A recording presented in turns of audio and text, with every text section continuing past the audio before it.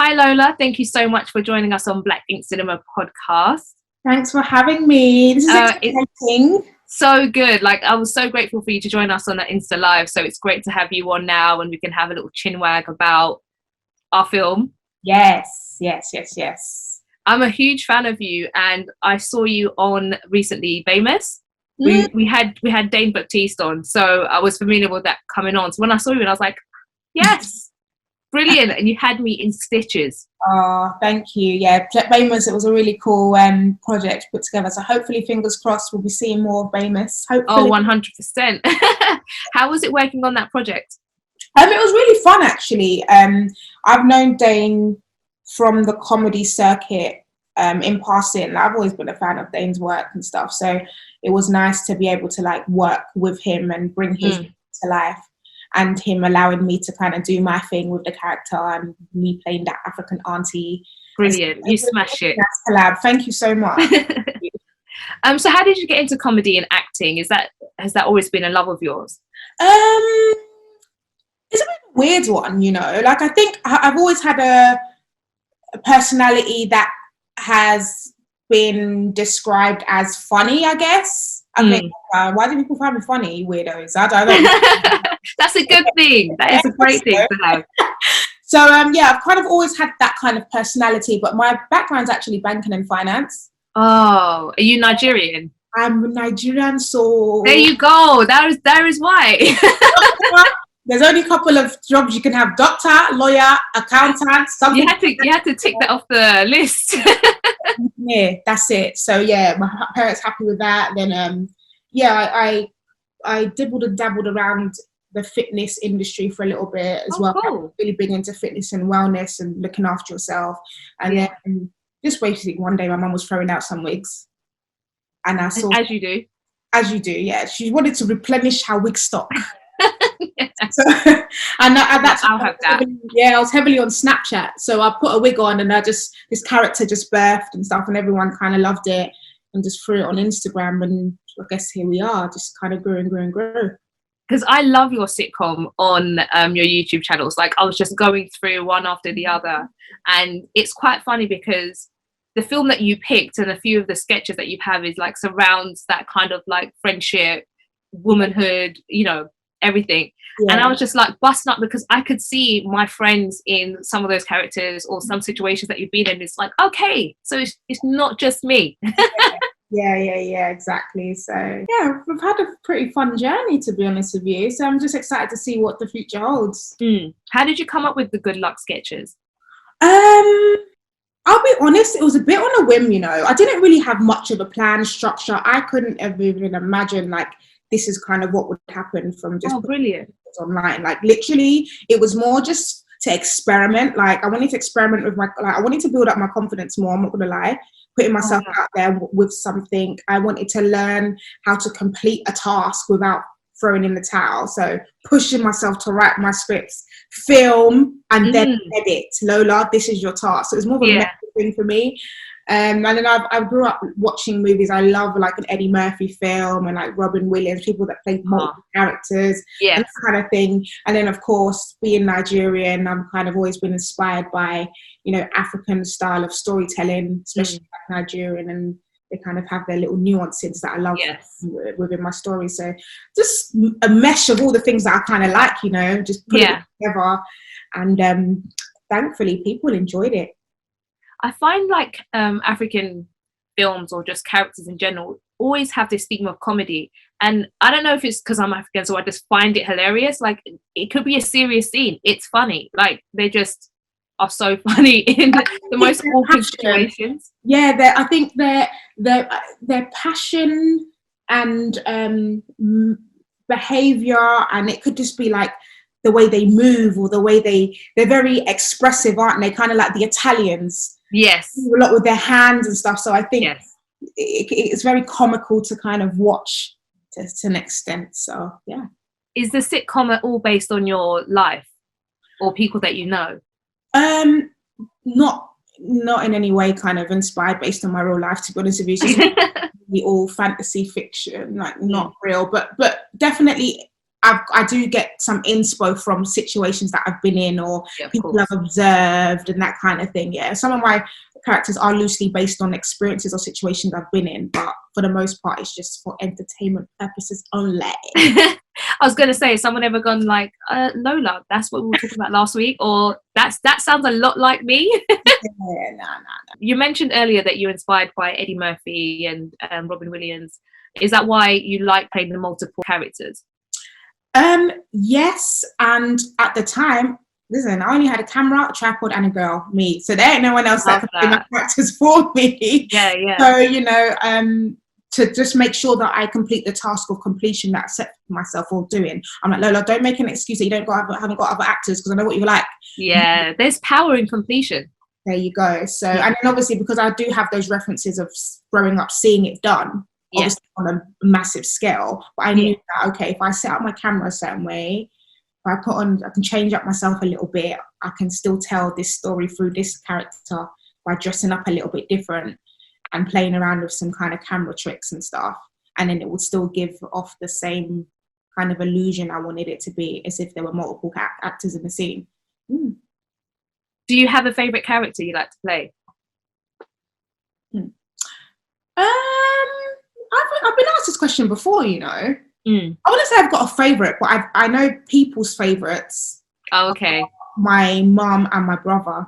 They are pretty good. They made me laugh. Yeah. Mums are always fun though, aren't they? Like, if I could just show you what my mum gets up to and the things she says, you will find it hilarious as well. So are you working on any projects at the moment? Yeah, funnily enough, I was on set yesterday, so a production company's kind of put together this kind of feel-good kind of Easter song that will be out in the next couple of weeks. Look, I saw that on your Insta. Looking forward to seeing it. Yeah, that was featured myself. Tom Mucci is also a great actor. Oh, he's brilliant. Yeah. Face in the News also does similar content like me. Really great. And Governor B, who's actually a rapper. Yeah.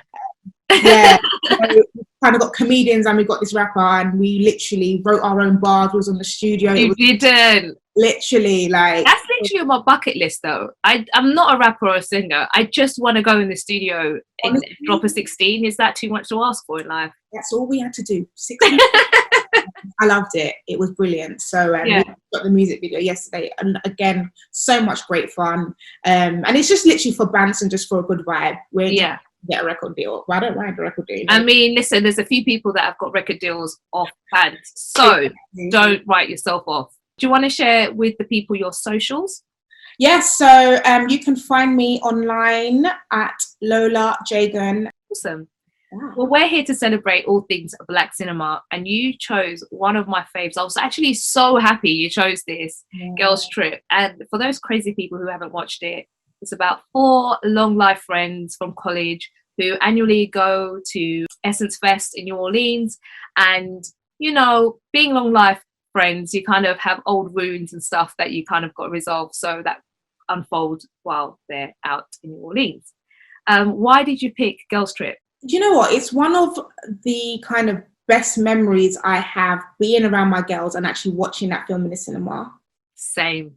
So for me, I was like, yeah, definitely Girls Trip. I know obviously we've got like just some legends in that film. Absolutely. I mean, I don't even need to name drop you. If you haven't watched Girls Trip, please, it's even on Amazon. Just go on. I get so annoyed when people say they haven't watched it, or they think, oh no, I don't really want to watch it because of this and that, and I'm like, you're actually missing out on so much. Literally. So, well, I mean, if you like listen to this podcast, you clearly like Black films, so I know that you've watched Girls Trip. And correct me if I'm wrong, but there hasn't been a 4 Black female lead film since Set It Off, which also starred obviously Jada and Queen. The film that came closest to that is Hidden Figures, and that was 3. And I know there was a big push for that to be made, and Pharrell and everything, like for that story to be told. Why do you think there's such a big gap, these kind of films to be made? Do you know what? I still think a lot of people who are in power in the film industry just don't find women funny. And then Black women. And then Black women. I don't think that women, I unless she's a damsel in distress, or unless she's, you know, a victim of something, or something's dramatically happened to her. I just don't think that people would come out and watch it. I just don't think they think women, I would say, yeah, Black women together as a collective as well is profitable. And it's a shame. And I think that you kind of find that within the comedy genre, in the comedy scene as well. Like, it's not just, I wouldn't say it's completely down to your race, just there's this connotation, there's a stigma behind funny isn't women, basically. So I think there's still a lot of doors that need to be knocked down in that department. It's interesting you say that because the budget was $19 million. They raked in $140 million worldwide. So surely those numbers prove that, you know, we do sell and we can sell, considering it was Black director, Black producer, Black cast, Black writer. It was like, you know, a really authentic film for me. And I thought that's why it worked, because there was a lot of scenarios in there. It wasn't overplayed. It wasn't the feisty Black girl. Like, it was just, you could resonate with each one at some point, and you just felt like you're watching your friends on the screen. Yeah, I think it goes back to the whole thing of having to work 10 times harder to prove yourself. You know? And it's not like there were like new actors in that film. Every single one of those leads have incredible credits. And I mean, hello, you've got Jada Pinkett, you've got Queen Latifah, you've got Tiffany Haddish. Like, are you kidding me? Household names. And they still had to kind of prove that this would work. You know what I mean? So it's a continuous uphill battle. And but now that it's done, a lot of the good things is now it's done. They've got the credits, they've got the accolades, and they've got it on paper, and they can say, listen, we can do this. So who knows what will happen next? Exactly. And I think it's just, you know, there's stories that cross over, and international stories. You know, just because they're 4 Black women does not mean that women from all races and men cannot, you know, resonate and understand and feel or be empathetic to these characters. Exactly. Kind of gets on my nerves a little bit. So there's talks about there being a sequel. If you had to make a sequel, what would your pitch be? Do you know what? I think I'd go backwards, you know.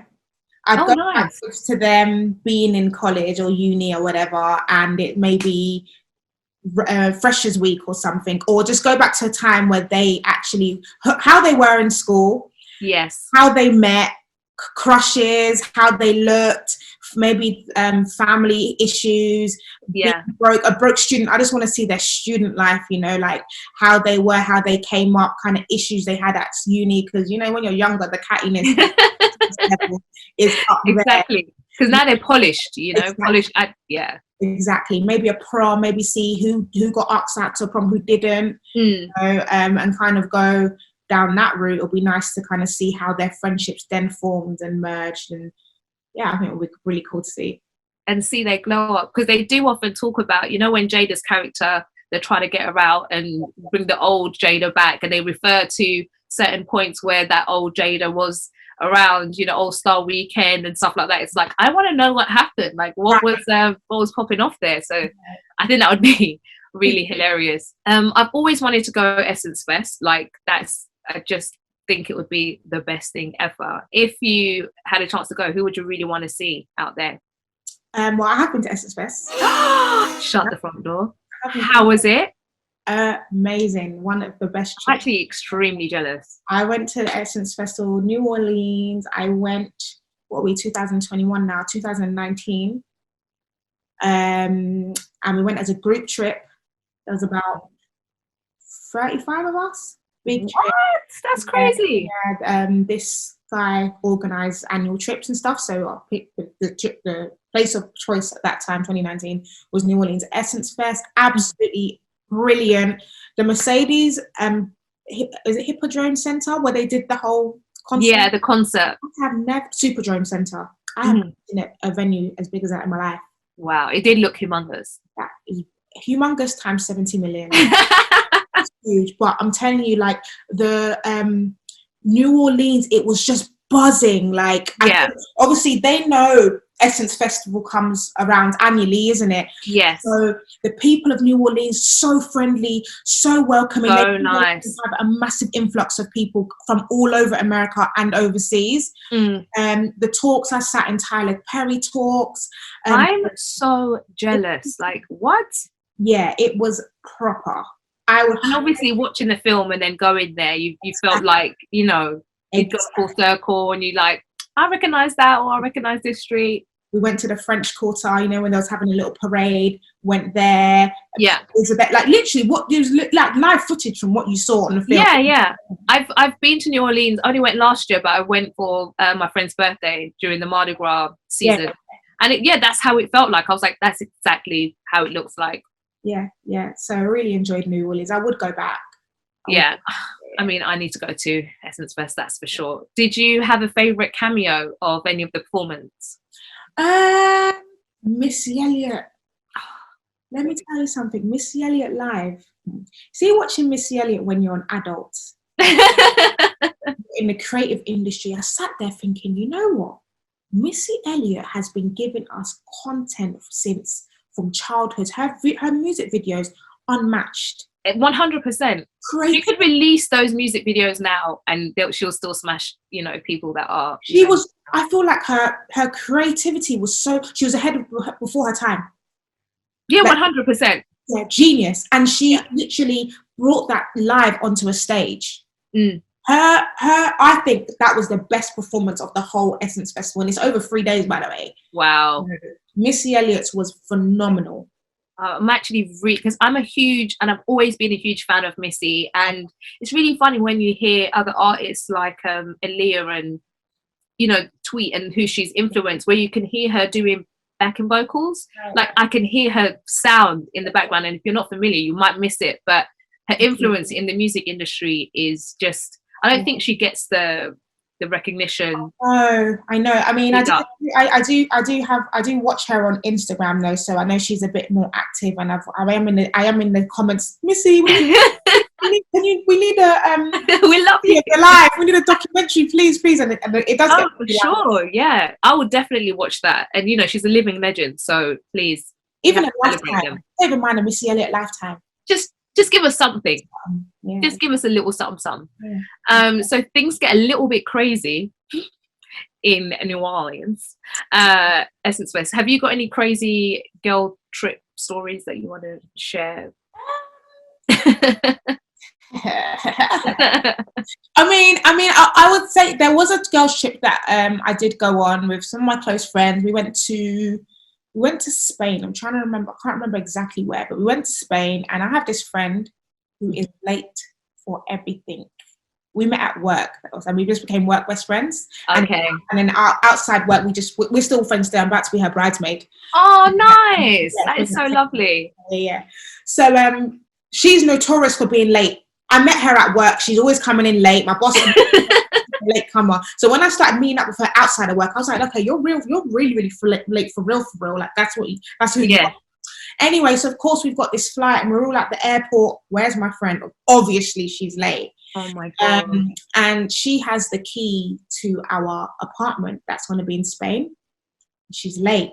So my other friends, like, we're all anxious. Like, listen, I don't feel like I need to miss. Why should I miss this flight? Yeah, 100. Yeah. So she finally comes. That's fine. We've checked in. Yes. Get to the gate. We're about to board, and then just before we're about to get into the plane, the airline has this little basket that you have to put your hand luggage in to see if it's big enough or small enough. Yeah. Mine passes. My other friend's passes. It came to my friend's turn. She put it on top. It didn't go down. Yeah. They said you can't come on the plane. Literally seconds to like us having to take off. Why can you not come on the plane? Can you just say get rid of a few things from the bag? So she starts to unpack her bag, literally as we're like at the entrance of the plane. They're like, no, we have to leave, we have to depart. So my other friends have gone forward. I'm there with my friend.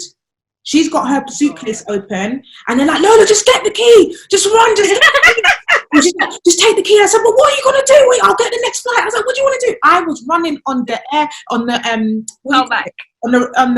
tarmac. And my friends were through the, you know, the airplane window that's got a circle. They're opening like, Lola, come on. There's guys with the flashlight thing going like this. I got onto the plane and I sat on my seat and I literally took a minute just to be like, wait, what the hell did just happen? What on earth? So she didn't get on it? She didn't get on the plane. She had to come the next day. That is crazy. I get on the plane and I'm like, guys, first of all, thanks for shouting, get the key, because in my mind, I was all Wasn't there. I would have ended up on a plane and we would have been stranded the minute we got into Spain, because where would we go? Yeah, of course. Girl. At least she was able to come the next day, and I hope she didn't hold that against you guys. No, I mean, she didn't hold. She's such a lovely girl and she knows how she's like. So it's her wedding coming up. So I was like, you know, we've got to make your wedding. She should just have it in her head that it's like an hour earlier and then a day earlier. I've got family members, I mean my sisters are like that. I'll just tell them like 2 hours before the actual time we're supposed to be there, because and needs 24 hours notice. That is crazy. I always find it quite anxious anyway traveling, because I don't want to miss the plane, I don't want to do this, security just winds me up, like the whole experience is annoying. Until I'm on the other side and I'm in duty free, I always just like want to get there extra early so I can. I'm one of those friends to travel with where I may be panicking inside but I don't show it. I have quite panicky friends. I've got a friend who's quite panicky. I've got other friend that's like, oh my god, like melodramatic. So I'm like, I don't want to add anything to the mix. We need someone to have a cool head. So let me just take on that character. Right. Girls Trip was the first time that I saw Tiffany Haddish, and she was kind of put on my radar before obviously her blowing up into, you know, the star she is today. And then shortly after I went and read her book, The Last Black Unicorn. I don't know if you read that. I read it. I read a little like bits for it. Yeah, it's actually when I watched that and then read that, I really, like, my heart melted for her, because she's been through the wars and absolute turmoil. So to see her journey kind of come to that, I was genuinely so happy. It was like seeing my friend like make it. And she's just so cool and she's just so chilled. I've always known her as a comic. I've seen her on like she's done like loads of Netflix specials and stuff.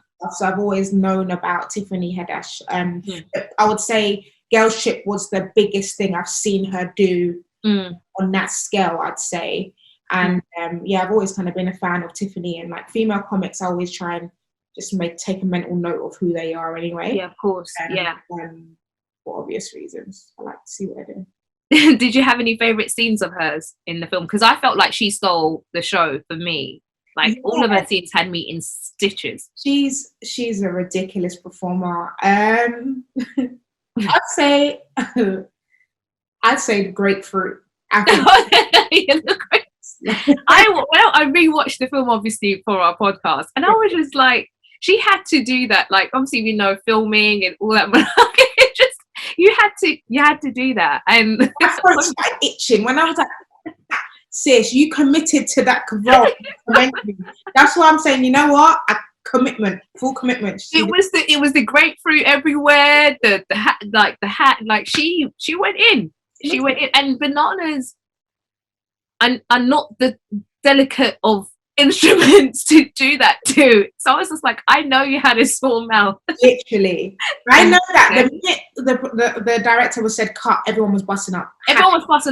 I'm very sure they probably had to do that like a few times as well. And then it was just like, we're just gonna have to go for it now. This is it, because I just couldn't. But yeah, I loved her performance. I like Tiffany's performances and a lot of the stuff that she does. So so that was a scene that definitely made me giggle.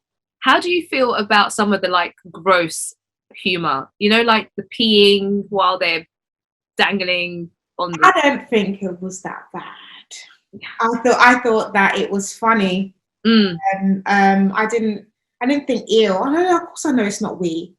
But yeah, of course. I mean, who's weeing like that? Exactly. Literally, there's no woman in the world that has that amount of wee and it comes out like that. Exactly. But I think I love the gag, the comedy behind it, and the fact that it's like I think Tiffany had a line where she was like, "Oh, golden showers." Yeah. So I think it was definitely funny to watch and just ridiculous. And, it was. Yeah, you needed that yeah. kind of ridiculousness. Yeah. A lot of people have kind of compared Girls Trip to Hangover. Oh, yeah. Oh, old school movie. I haven't seen Hangover. Yeah.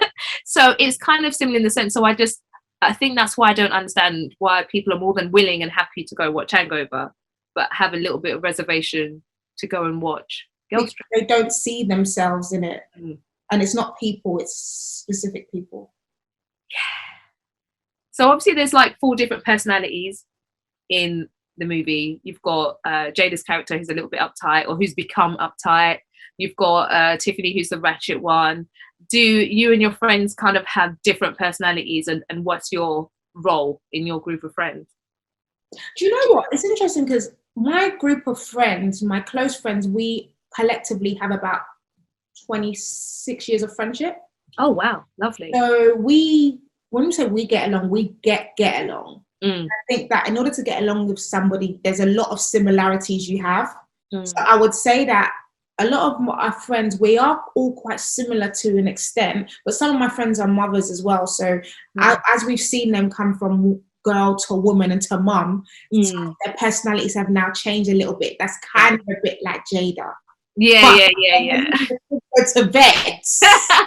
It's turn up time again. So yes, exactly. It's quite funny when you see your friends who you've been friends with or family go from, oh, that's my cousin or my sis, and then they're like a mum now, and you're like, oh my god, you're responsible for a whole human. This is really strange. Exactly. American humor, like when it comes to that funny friend or that down friend or that ratchet friend, I don't necessarily think it's always the case over here, like when it comes our ratchet's not that ratchet, do you know what I mean? I know what you so we don't have that, but we definitely have we're definitely all, listen, we're on speed dial if it's that time. Holler at me when you're ready. I mean, no one can mess with my girls, no guy can mess with, like, we're always going to be there to support one another. So yeah, we've got each other's backs. They had a lot of eye candy in Girls Trip. Who's your go-to eye candy? Because for me, it's Kofi. Kofi is a beautiful specimen. Kofi's my man, actually. No, I think you'll find he's mine. But okay, I've got Kofi's number. Okay. Can you send it? Can you forward it on to me, please? Thank you. Yeah, no, he's obviously always hot. I do like he did Luke Cage. He was the guy who played her husband, Regina's husband. Regina's husband. I can't remember his name. I think he's quite an attractive man. He's very handsome and very beautiful. You know what? I think I started to really kind of digest his look when Luke Cage. Oh, okay. See, I first saw him or saw that side of him from The Good Wife. Oh yeah. And he was always in a suit, and yeah. A man in a suit is just delicious. So I was like, hello. That's the right word to describe him. He's a very delicious man. Delicious, yeah. Because usually it's a Terry Crews or it's a Morris, isn't it? Yes. On that note, have you seen Morris Chestnut's son? Carbon copy. How is that even possible? And paste. That was did the mum even get any genes at all involved with that child? That man, that boy came from. You can't even lie. You can't even say like that's your son. Morris carried that pregnancy. Yeah, he knew what she was doing. Absolute splitting image. Oh, he's very delicious again as well. I have to say. So obviously this film, there's a part at the end when I always get quite emotional. When she's doing that speech, and it's just like, I don't know how many times I've watched this film, but each time I'm like, no, this is really emotional. And she says a line where there's certain people, friends, family, that you just can't pretend in front of, like no matter what it is. And so I always say that there's some people that when they start acting funny or avoiding you, it's because they're guilty or afraid. They don't want to, they know if they have to be in front of you, they'll face the music, they can't lie, can't pretend. Who do you have like that in your life? Again, my girls, you know. Mm. My girls. But luckily, again, nearly like 20 odd years of friendship, you can't BS. I'm not gonna lie. These girls know me from before the weaves, the wigs. You know what I mean? So they know me so well that they know. And what's also so nice as well is they've been with me on my creative journey. It's been ups and downs, and they understand times where Lola needs writing time, so she might go offline for a little bit. There's nothing wrong with her.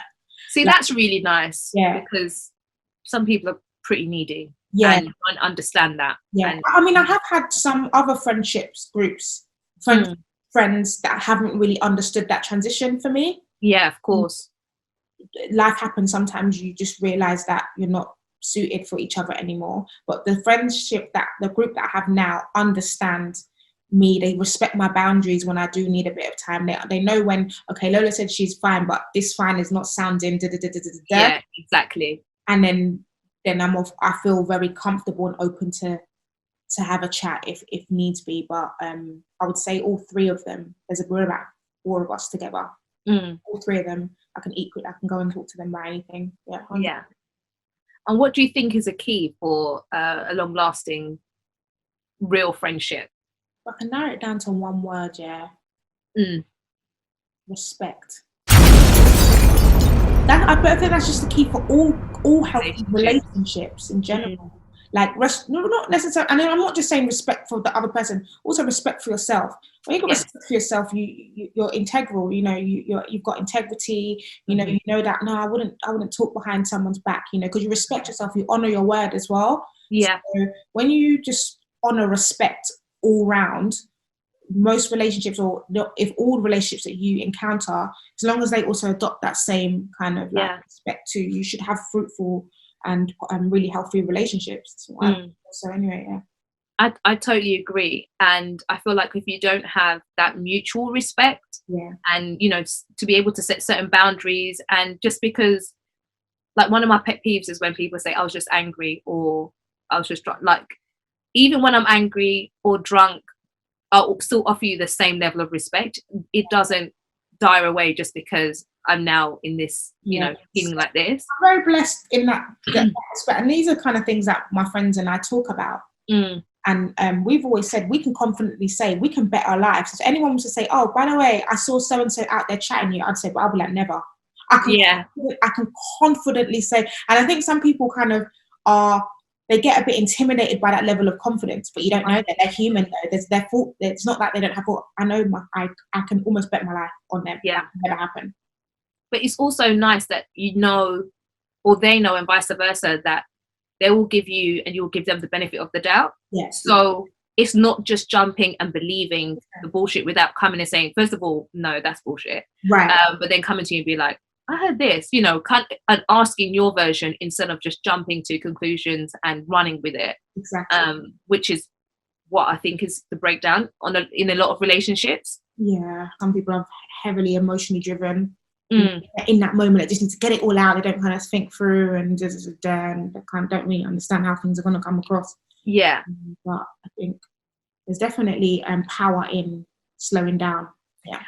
So we're going to have a little quick fire round, because obviously there are amazing actresses in this film and they've all come with a catalogue of movies. So you can just throw out a few films, or even one film per category with one of the actresses in it.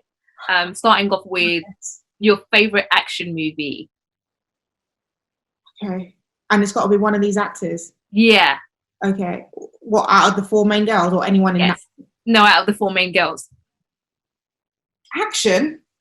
Yeah. You've got Set It Off as an action film, no? Yeah. Matrix? Matrix? Yeah, Matrix. That could go in sci-fi as well. Yeah. Okay. I'm going to be so crap at this. No, it's all right. So bad at this. Oh my gosh. Okay. Favorite comedy or family movie, which it can go under that umbrella. No, I actually like old school Nutty Professor. Yeah. I like that version Jada was in.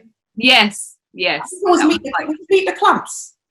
Yeah, the early ones. Yeah, early ones. Oh, and also we forgot, like, comedy wise, Regina Hall in like Scary Movie. Come on. Oh, she is just. And do you know what's nice to see? Usually, I think if Tiffany wasn't, I want to say if Tiffany wasn't Tiffany, but usually it would be Regina playing that ratchet character. Yes. Isn't it?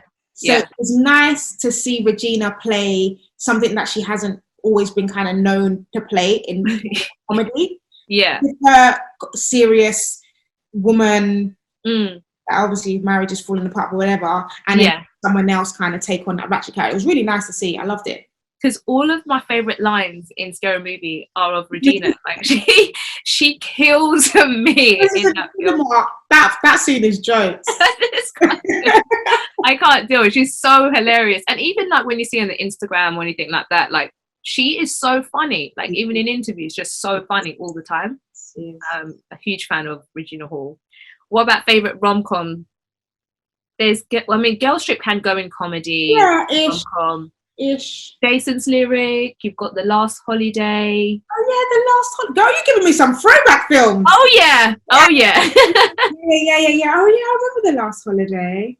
And it's so funny to see Queen become this like rom-com queen as well, because it's like she's a G, like an absolute G.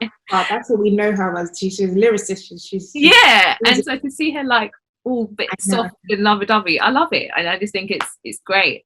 Yeah, a lot of people didn't actually know that Tiffany and Common are actually an item. Can I just say how happy I'm just so happy. So like, nice. So nice. Like, go on, Common. Go on.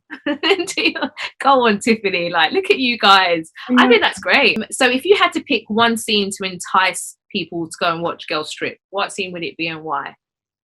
Well, that's a good question, you know. I think to entice on an entertainment level, like just based on visuals. You know the bit when they're in that rundown, and that guy comes looking for that prostitute, and he's at the window, and then he just like shows his flashes. Yeah, he just flashes himself. I think that for me is so risque that would make me think, okay, what the hell is this film, please? And I laughed so hard in a cinema because I wasn't expecting them to show us the whole goods. There was no censors. It was just straight what it is. And when they screamed, the cinema roared. Because I jumped as well. I don't know why I'm jumping. I'm like sitting in a couch somewhere. I jumped because it was just so, I wasn't expecting it, and he was just ballsy. And their reactions, I don't know if they were aware, but were so real. Like Tiffany's face cracked me up. Maybe they didn't know. Like maybe the director whispered in his ear, like, do it, but just don't. Because I swear some of them were like, was that real? That just really happened. That's definitely one of my favorite scenes to show and to entice. The flight to New Orleans as well, like that conversation. Tiffany's absolutely great in it. I think that she really carries that scene. Also the dance sequence, you know, when they're wearing the wigs. I was going to say dance sequence, but the only reason why I didn't is because I think a lot of films have a dance sequence, and if I'm trying to entice someone, I'm like, oh, that's just white chicks, or oh, that's just so and so, oh, that's just someone else has had a dance battle, oh, there's someone else. But I think but that's still a very, very strong scene, and we love a dance battle, don't we? We love a dance battle, and the music in Girls Trip is just so me, takes me back, and I'm just like, this is my happy place. R&B, hip hop, you know, this vibe that makes me very, very happy. I would even say when Tiffany had the tassels and Diddy was on stage. I was actually, oh my god, like that looked so lit, and I know no one was acting. You lot were having a great time. Massive great time. They enjoyed, man. I have to say it's quite funny seeing some of the flack that Jada's got over maybe the past year, and also a lot of people did not know she was acting like quite early on, like Set It Off. Like quite a lot of people did not know that Jada, like they just have no idea the Jada we grew up on anyway. Maybe. Yeah, I don't know where they'd be. I don't know why people wouldn't know that she's been about acting for years. Like that's how she met Will. Yeah, they met on Fresh Prince or something. Or yeah, they met at work. Yeah, exactly. I know. I think that that might just be a generation thing. It may just be, maybe because we're women and we see ourselves on TV, or we see ourselves in these films, or we see ourselves in these shows, those things stand out to us, maybe. Maybe. Yeah. Because of the lack of representation. The minute we see something, we remember and store it. Yeah.